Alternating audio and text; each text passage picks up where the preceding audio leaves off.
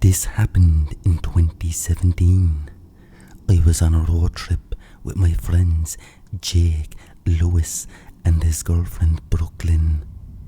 Our plan was to drive from Michigan, spend the night in North Dakota or some state near it, and finally arrive in Seattle and spend a week there.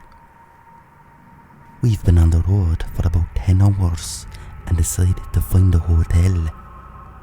We stopped in Jamestown and got a couple of rooms in a motel. I stayed in a room with Jake, and Lewis and his girlfriend stayed with each other. It was around 3 a.m. when I woke up.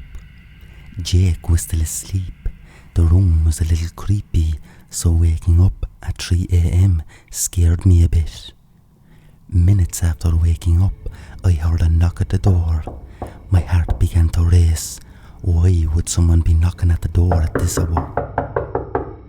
Is it just a coincidence that I woke up at the same time that someone would be knocking? Or have they been knocking before and I had just woken up because of them? I was thinking maybe it could be Lewis or Brooklyn, and that made my heart rate slow down to normal. As I opened the door, I was met with the outside. I looked around and saw no one. As I closed the door, there was a knock at the window on the other side of the room. Now my heart was racing faster than ever. I had to wake up Jake. Jake woke up and said, "Dude, what the fuck? It's 3 a.m. What do you want?" I told him about what had happened and there was now a knock at the window. Jake told me I must be hearing things. I told him to check it out. He grabbed his pepper spray from his duffel bag and walked to the window. I quickly opened the curtains and saw nothing. I closed it and Jake told me to go to bed. I decided I should. I finally fell asleep after 5 minutes. I woke up at 3:50 a.m. I couldn't see anything as it was extremely dark. As I sat up in bed, there was a knock at the window. I quickly woke Jake up and told him the knock on the window happened again.